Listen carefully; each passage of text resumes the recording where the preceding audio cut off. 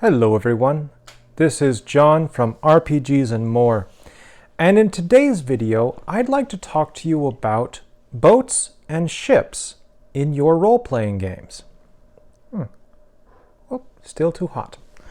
So, during the medieval era, as well as the early Renaissance, and a long time afterwards, and a long time before that, one of the main ways, the safest ways, to get people and goods from one place to another was through the use of boats.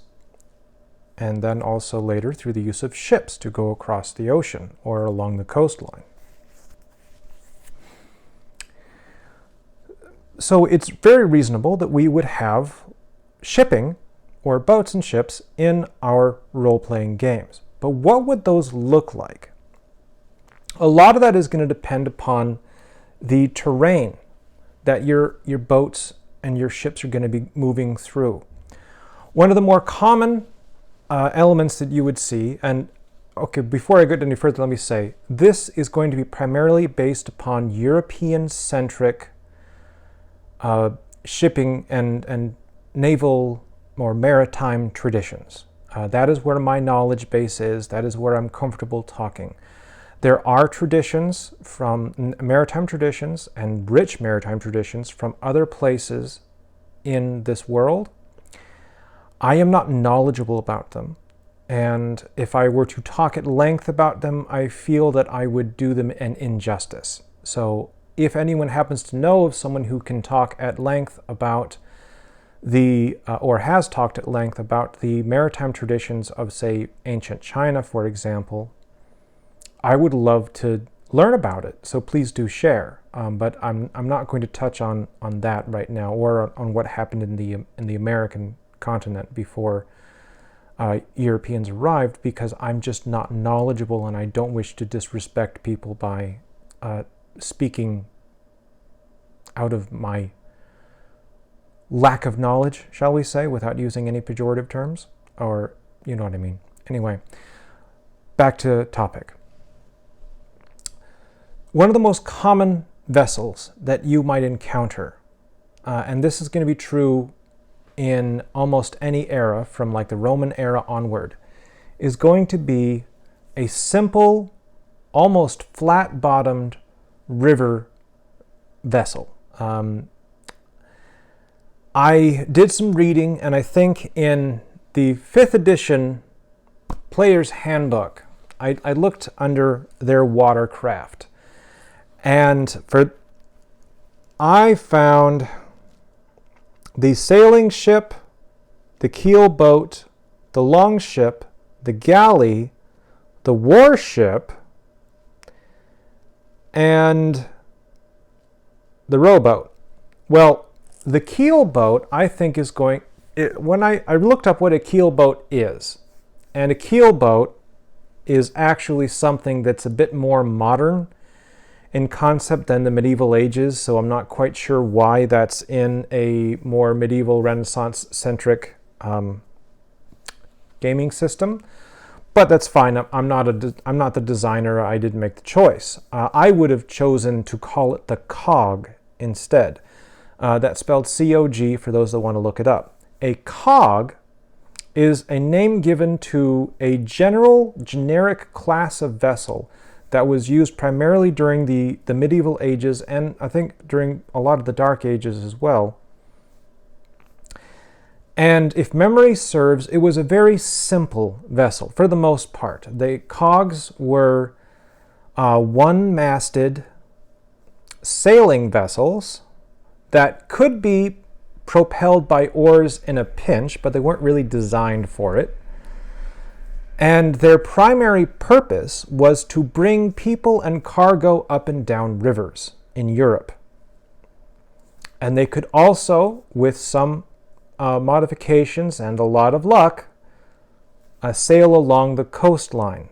But they would never want to get out of sight of the coastline because the cog did not have a significant keel underneath it. And for those of you that don't know what a keel is a large part of the ship that travels underneath the vessel and kind of acts as a sort of stabilizer to help prevent the ship from rolling over in rough seas. It's also considered the backbone of a sailing vessel.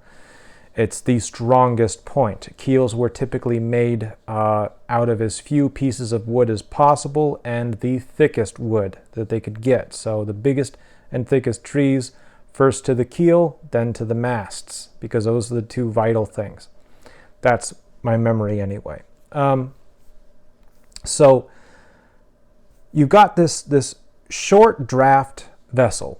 Draft meaning how much, I believe the correct use of that is how much water is, or how much of the hull is above the water once it's fully loaded. So this is a short vessel. It's typically not too tall, although sometimes during the medieval ages they would build them up, especially if they were modifying them for war, but we're not talking about that right this moment. So the cog was a very popular vessel. It was very common throughout most of Europe. And it would go up and down the rivers, and it would go from city to city, and it would deliver trade goods and things like this. And a lot of cogs were owned by their captains, for the most part, and sometimes they would be owned by a company, or the company would, hire the captain to complete their tasks. But that's what would be going on for the most part. It wasn't until much later that you got the idea of kind of an official navy that was run by the nobility or the monarchy. Most of the time the nobles would own ships, but they would mostly have those ships operating for them and in a trading function. So we have these cogs, and they were very capable in a lot of ways. When it came to river travel, a cog could go almost anywhere, especially the smaller ones.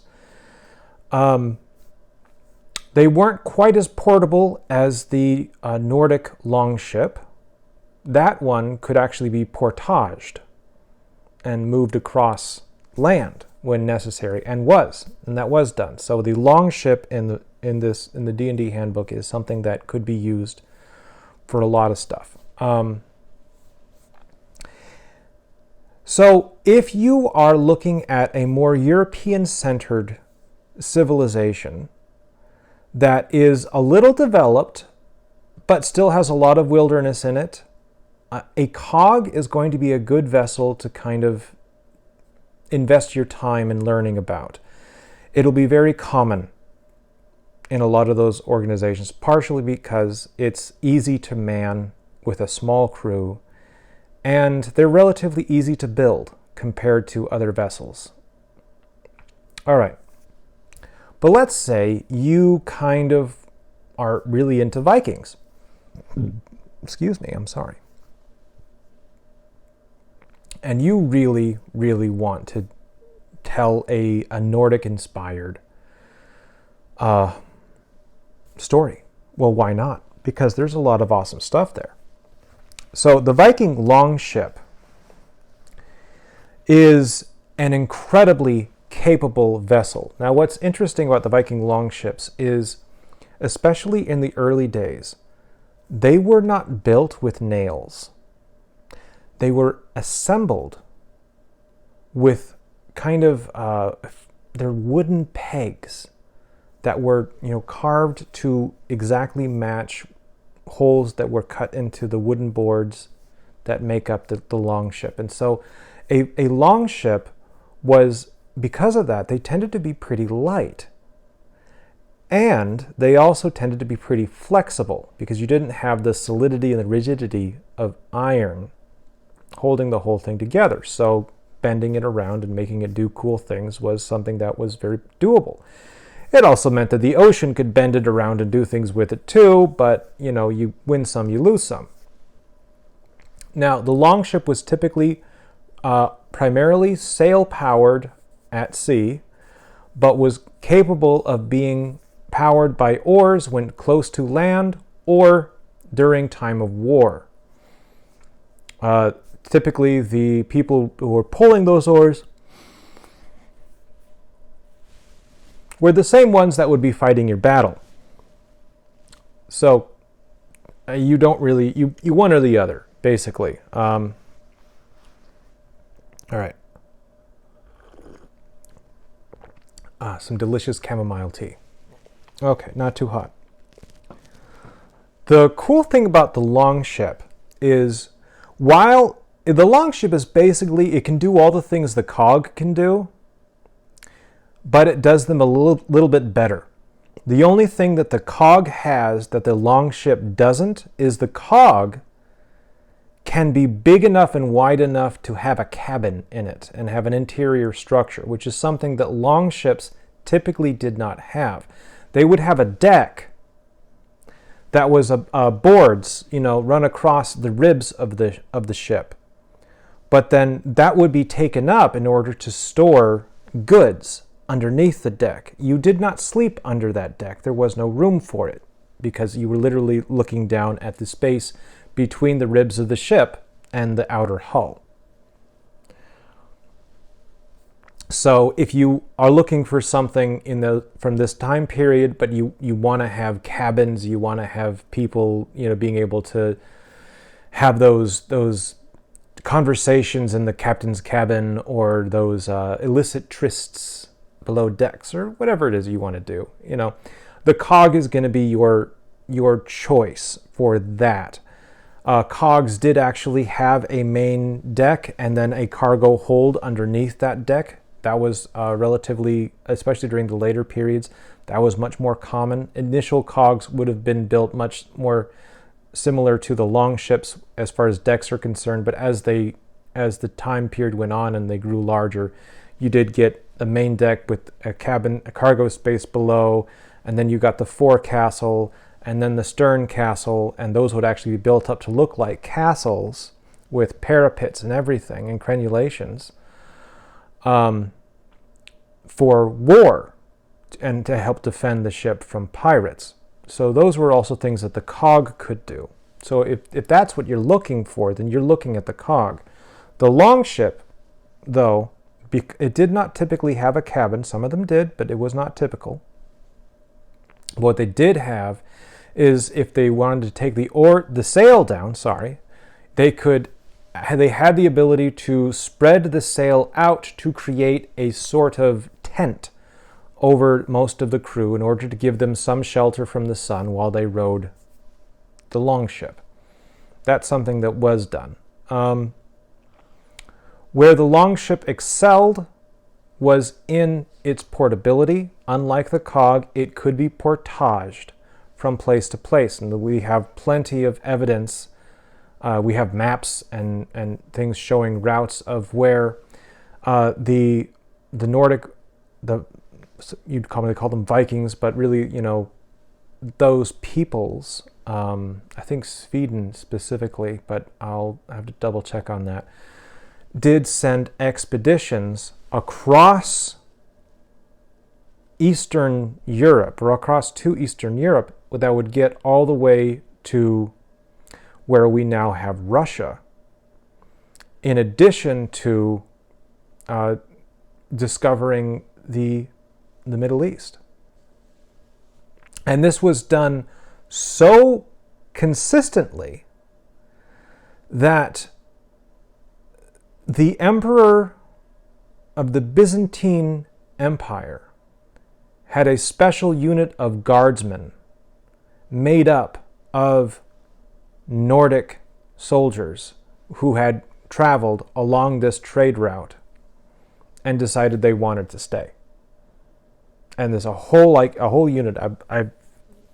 I know the name.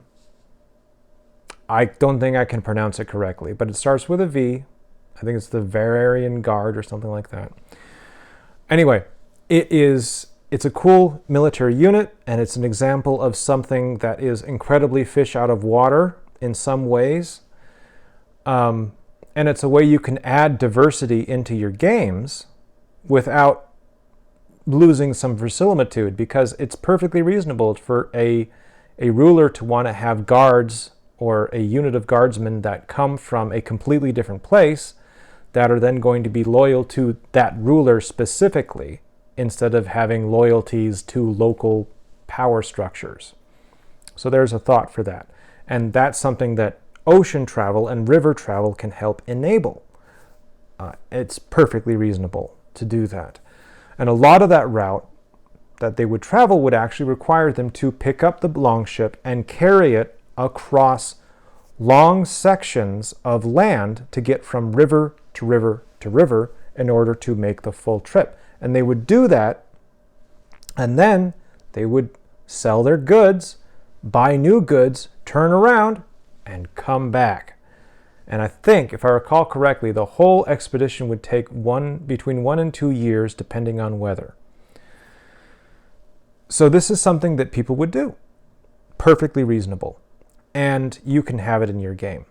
The other thing that a longship is capable of doing is it was a Nordic longship that actually first discovered first Greenland, then Iceland, and then the North American continent. And they did that several hundred years before Christopher Columbus and his fateful voyage. So that tells you right there that as long as you've got continents and islands along the way, this longship is going to be able to take you on some long voyages. Not only was it able to help them discover it, but it was able to help them establish a colony, a Nordic colony on this area twice.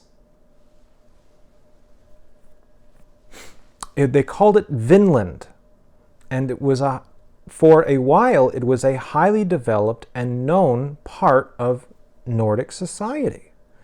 It was something that was normal to them. They knew it was out there. They would talk about it. People would sail back and forth for a time.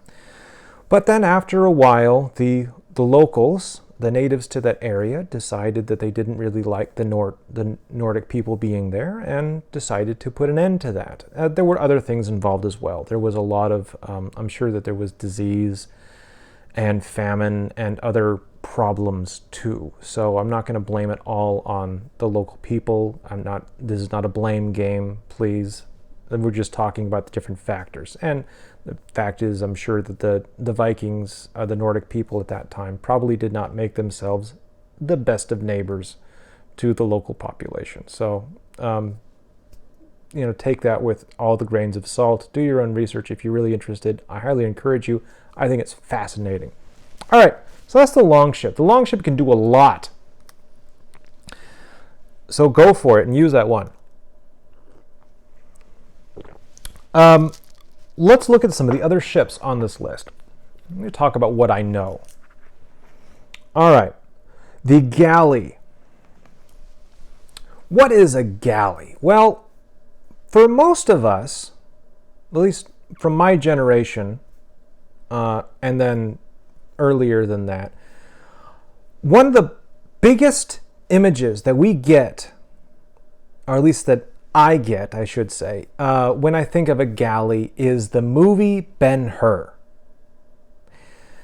And you see those scenes when in that movie Ben-Hur is forced to work as a slave in a galley and pull an oar.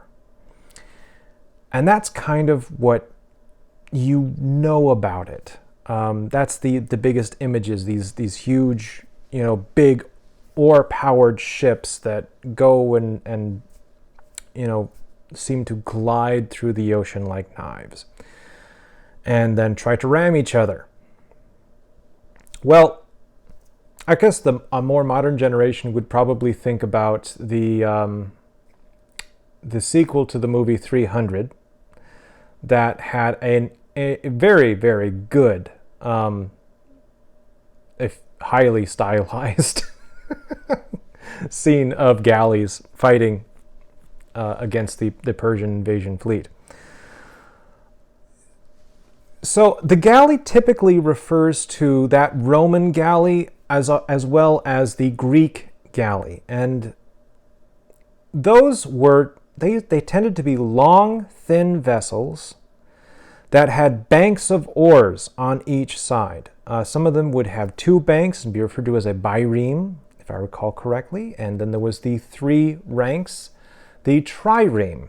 And the trireme was, if memory serves, was the most common warship of that time period. It was the one that was used to, to fight. And the way that they were used is a lot like we would think of cruise missiles in our modern day. You find a target, you point the missile at that target, lock on and fire, and it goes. And then if it hits the target, it obliterates it. That's kind of what a trireme in war would try to do. The captain of the vessel would find his target, and then he would point the trireme at it, and then the crew, because most of the time, despite what Ben-Hur teaches us, if memory serves, most of those crews were either volunteers or at least paid soldiers, because you did not want unhappy, unwelcome slaves, to use that terrible term, but it was the honest truth at that time period. You didn't want those to be the ones manning your oars on a warship when you depended upon their strength in order to have you survive. So it just did not happen that often. Not unless you were desperate. So their crews would grab those oars and they'd pull on them. And they'd pull. And that vessel would be able to rocket through the ocean. And you kind of see this in the player's handbook here, because the player's handbook has the galley's speed at 4 miles per hour, which is double that of the sailing ship, 2 miles per hour. Now, how that translates into knots and other sailing terms, honestly, I couldn't tell you off the top of my head. I could research it and look it up, but that's a little too detailed for us right now. So that gives you the idea what the galley does. The galley, its primary weapon is the ram that comes out the front, and this would be a huge bronze-capped protrusion that would slam into the enemy's vessel and try to punch a hole into its side. And if you succeeded, you could even potentially chop the enemy's vessel in half if you hit it along the side like that. You could break the vessel. So that's what they were trying to do. But they also, especially the Greeks, also filled their ships with soldiers. And in fact, if I understand it correctly, that's the first time in our history that the term marine has been used to refer to a soldier who fights on a vessel or on the water. Because the Greeks would refer to their sailing warriors as marines.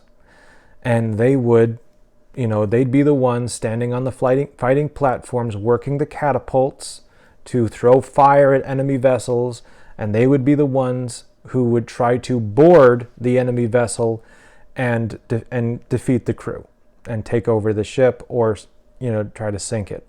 Once that struck with the ram, then they would try to board.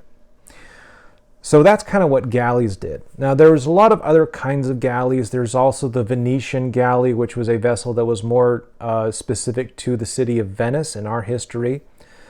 They were sometimes armed with Greek fire and were highly deadly, and some early cannons too. So you can have a galley that goes from the period of the Bronze Age, ancient Greece, all the way up to the Renaissance, and the galley's still in play. It's still a vessel that is useful and usable. They're good for river travel, they're good for coastal travel, they're good for limited ocean-going travel, but they're not going to be too good in a storm because of all the places where the oars come through. Waves can come through as well.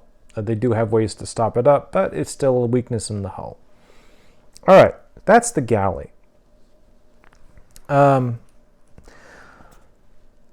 Let's look at, well, the rowboat. The rowboat costs 50 gold pieces. Now, those of you who know my metric know that that means it's about $5,000. So for $5,000, what are you going to buy? Well, you're going to buy a small vessel that's roughly about the size, can probably fit about 6 people and a little bit of tack and harness, a little bit of stuff on it. Not much. It's going to be oar-powered only. You could technically probably rig a sail on a rowboat and turn it into like a very early version of the modern-day small sailboat, but it's not.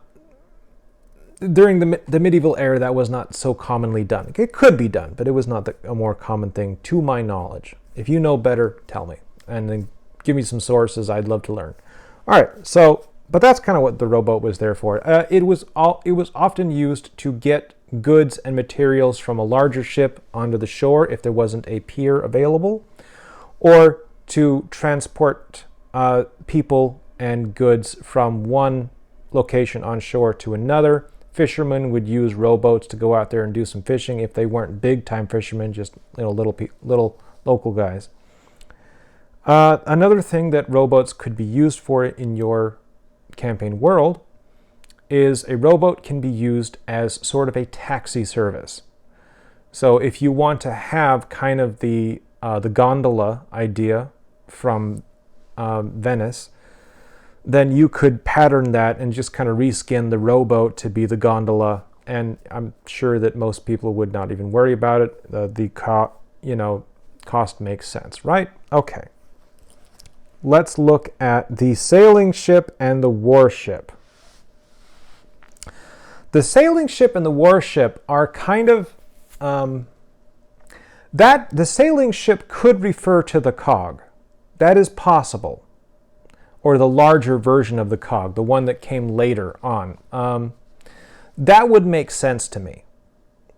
The warship would be the warlike version of that. I don't think it refers to kind of the galleon that we more readily associate with the Renaissance and with the 17th and 18th century of pirates and stuff. I don't think that's what the warship and the sailing ship refer to, mostly because they are cheaper, or the warship is cheaper than the galley. And I don't think that would be the case if we were to look at it, because a lot of those ships during the 17th and 18th century represented the pinnacle of the technology for the nation that built them. Everything that nation could put into building these warships in order to protect its coastline, it would put into those ships. They were huge items for prestige as well as for function. And kind of the same with the cargo vessels. Cargo vessels were considered items of prestige then as well. Who could get the biggest one? Who could get the most comfort in the passenger section, especially if it was owned by the royal family? Oh, they'd be decadent. So I think these are more referring to the the later versions of the cogs. And the cog, when in the later version, could have up to 2 and sometimes 3 masts. The cog did evolve into the galleon, which is what we are more familiar with. At this point in time, this is when we're really looking at the introduction of the forecastle and the stern castle. The forecastle, or forecastle, as it later became termed, was literally a castle tower built out of wood in the front of the ship. It complete with crenulations and battlements with crenulations, and it was designed so that archers could stand on there, and they might be manning a catapult too. They might have a small catapult or a mongonal on there, or it might just be a bunch of archers and crossbowmen, and their job would be to shoot the crew of an enemy vessel before their ship collided with it. And the stern castle, or the stern structure, pretty much the same thing, although that was typically built up a little bit more to provide an improved platform so that the archers there could also fire on the forecastle in case that was taken over by the enemy. And they really turned it into a fortified position. And the reason why they did that is because a lot of the times when these ships were used for war, you've got you don't have a ram on it. But what you did have is a lot of people would chain their ships together to form lines, or the line, across a river or a bay or whatever it was that they are looking to prevent the enemy from getting across. They would try to chain or tie their ships together, and the enemy would push up against it to try to break the line in order to allow them to get past. So during that time, they would engage in melee combat. So you'd get knights and sailors and men-at-arms armed in heavy, maybe lighter versions of medieval armor, but still heavy compared to what we might think of nowadays. And they would be fighting hand to hand, deck to deck, as they sought to board the enemy's cogs and then break the chains that were tying these ships together and break the line. And that's what the forecastle and the stern castle were defending against, but it's also what they were designed to help attack, because the archers would stay on the forecastle and the stern castle and try to fire arrows or, flaming hot pots or whatever they could get their hands on onto the enemy vessels in order to, kind of provide overwatch for the knights and the men-at-arms who were fighting hand-to-hand on those other vessels or on their own vessel and defending it.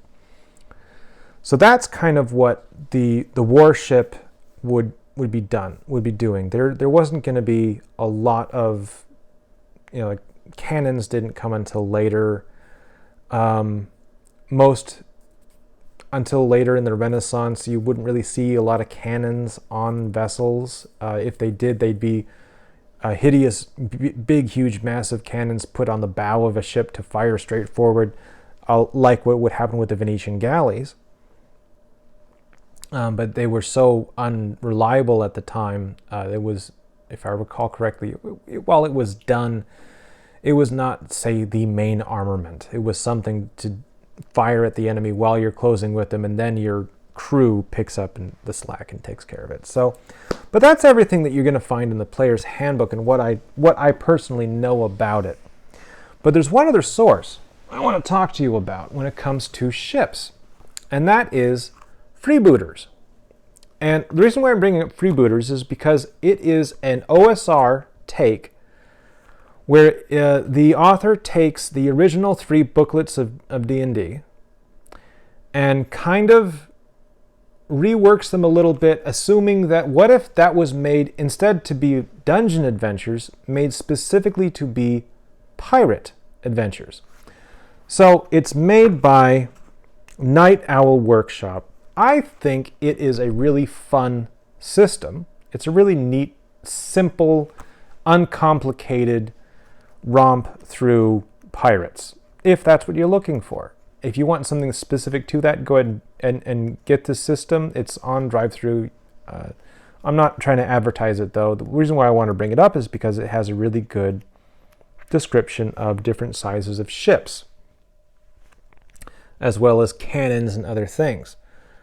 There we go. The equipment section's pretty good. All right, but I'm looking for the ships.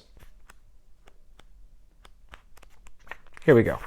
All right, so if you're looking for a more Renaissance to 16th century to 17th century to 18th century pirates kind of scheme, then we're going to start looking at some larger vessels and some more specialized things. And that's what I wanted to bring up this book for, because it has some great information.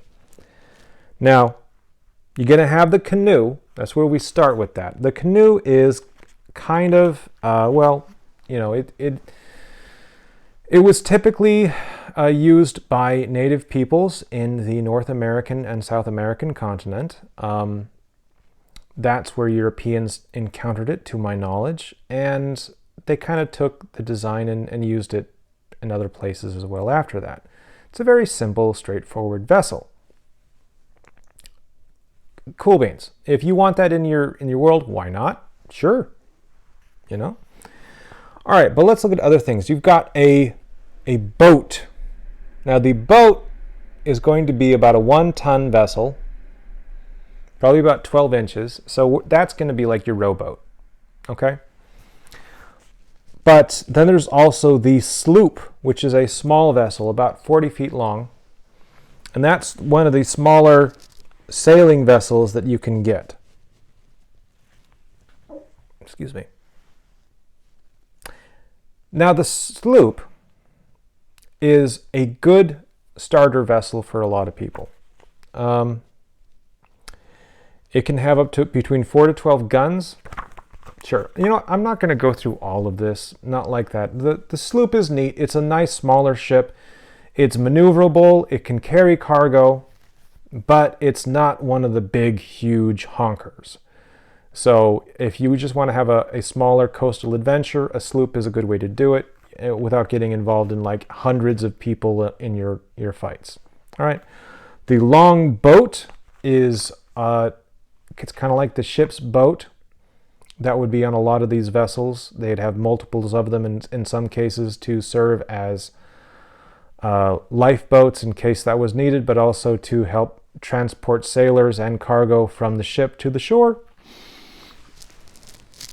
Or if the ship was a whaling ship, they'd be used for whaling.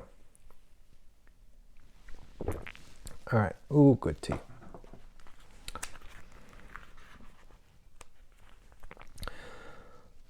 Okay, and then we have the schooner. The schooner was a later invention as far as sailing goes.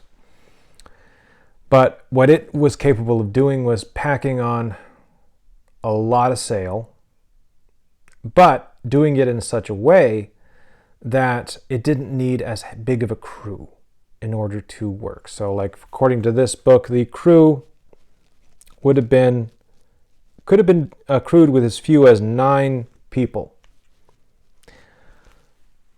So a schooner is a great ship to make available for your campaign world if you want cargo or fishing that moves quickly, but you don't want to have lots of crew on it.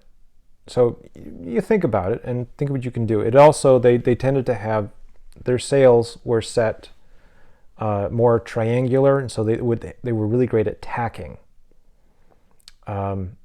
which is traveling, kind of using your sails to allow the ship to travel against the wind, which was very, it was not an easy thing to do, and it's something that sailors have developed over many centuries of sailing in order to be able to figure out how to do that. Okay. Then from there, we get up to the Brigantine, also known as the Brig. And that's the first of the sailing vessels that you might start recognizing as the bigger ships. These would be used for cargo as well as other things. Some of them could be used for war. The frigate is the smaller vessel. Because a frigate's not too small, though. A frigate is a sailing vessel that is used for war. That is its primary function. It is designed for it from the ground up, and while it is not as large as a man of war or man o' war, it is a significantly sized vessel, and it is a threat. Frigates would have been used for pirate hunting, as well as for defending your nation or defending the port. If you had a frigate available, you would send it out to try to, knock some of the enemy down. Or you would send a frigate in order to get in and try to do some shore bombardment.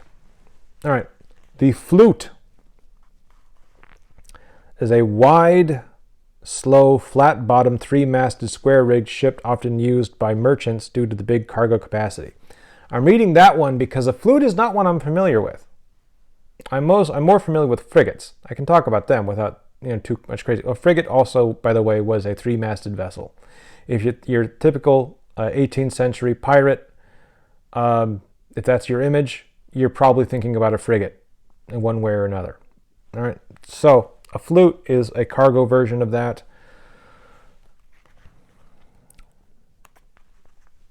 And then you've got the galleon. Now the galleon is a massive vessel in size. But the galleon is also the direct descendant of the cog. As the cog kept getting bigger, it eventually just became a larger vessel, and they renamed the galleon. Now, the galleon is going to be one of the most capable sailing vessels in your area, up until you get to the 18th century when frigates become a thing. The galleon would have a limited capacity to hold guns on it, mostly because the guns of the time period were typically large and cumbersome beasts, not the more nimble and easier to run out varieties that you see in typical pirate movies. Galleons could at times be powered by oars. That was something that was occasionally done. They would call it running out the sweeps. But it was not an everyday thing, and not every galleon could do it. It depended on how it was built and who built it. I think the Spanish tended to use galleons that were oar-powered for longer than most other people, but the English did not. All right, the galleon is going to be your generic can-do-it-all vessel. Galleons could be made for war. Galleons could be made for merchant marine.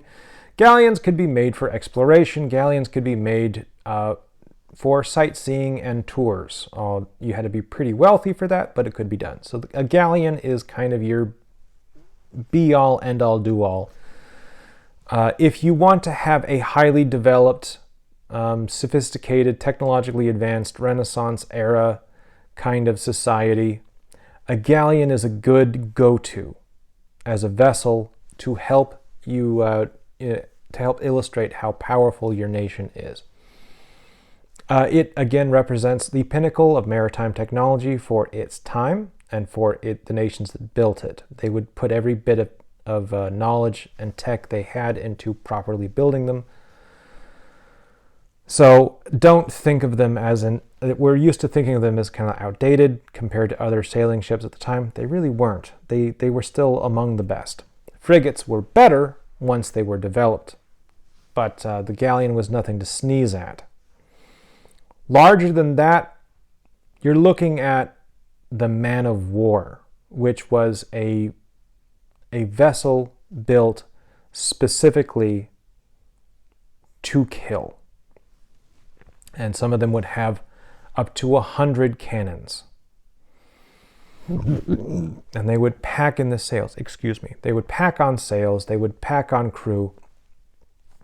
Crews, you could have 400 men stashed in one of these ships where, it's so many people there that it's hard to breathe.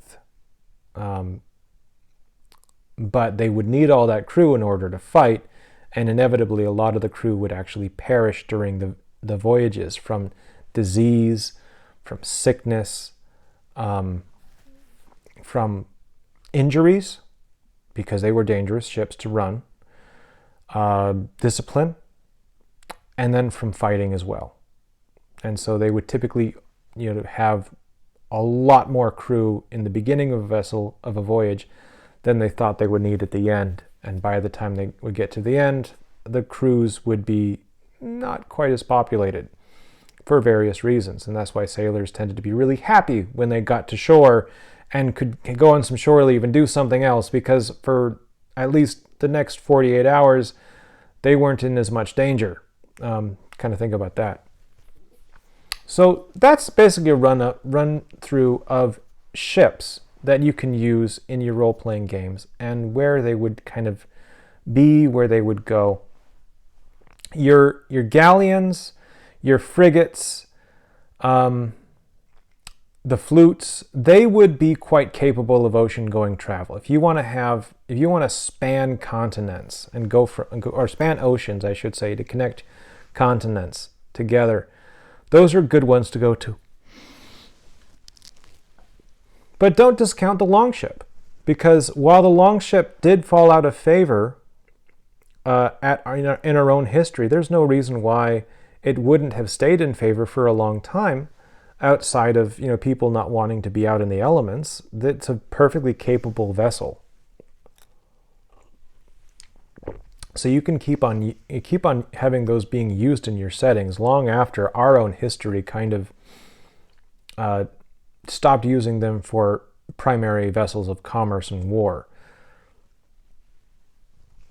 And there's a lot of other things you can do with boats as well. There are a few examples I can think of. Do some research on the turtle ships of, I believe, Korea. Those were interesting vessels, and it might be a cool thing to add to your campaign. What they were essentially, if I recall correctly, is they were oar-powered ships that were almost completely covered in armor, including the top.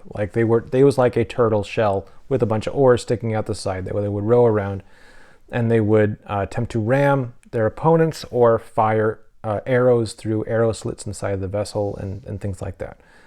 There's probably a lot more to it. I don't know. Like I said, I'm not knowledgeable on this one. I know of things, but I don't know enough about them to talk ad nauseum about it.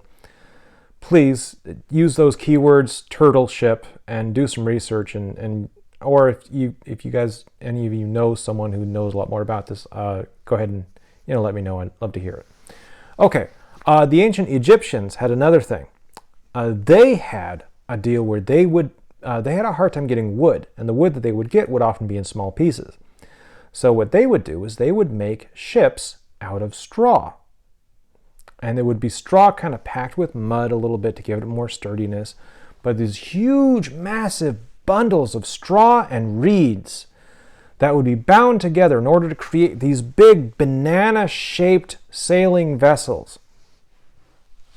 And they would make them, and then they would load them with whatever other goods they wanted to ship, and they would send them down the river or up the river, wherever they needed to go, powered by a sail.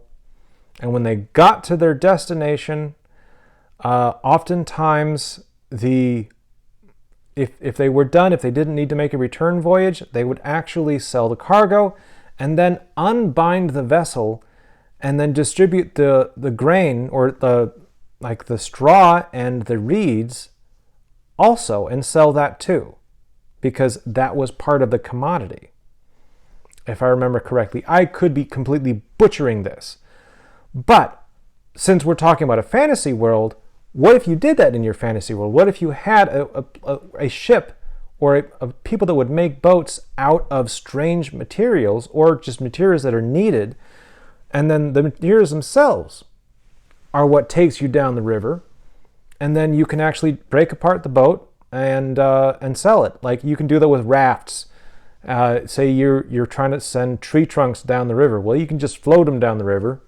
Or you can bind them together to make a series of really big rafts, sail those rafts downriver, get them to the town or the city where the wood's needed, and then unbind the rafts and sell the logs. And then once you've done, you put all your goods and whatnot onto a mule or a donkey, and you walk your way back upriver again and do it again. All right. Another thing that is not talked about in here, but is kind of neat, is there's a thing called, I believe it's called a coracle. And it is a small one-man boat that, if memory serves, was typically used by the Irish as well. I think the Scottish probably used it as well. And it is made out of hide and stretched over a wooden frame, and it's kind of like an oval.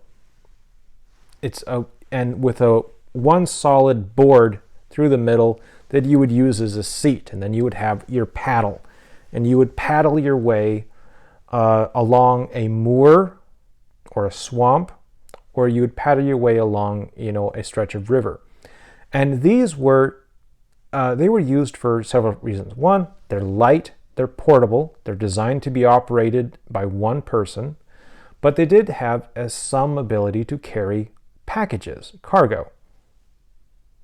So don't overlook that. If you want to have a kind of swamp-based society, they're probably going to have a lot of coracles. You're probably going to have, like, a bunch of coracles tied up in front of the tavern, or the tavern that's coming on out of stilts out of the swamp.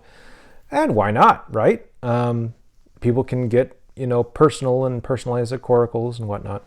It's a neat little ship. It's a neat little boat, not a ship. So think about that one too. And let's see, what other fun little things have I forgotten?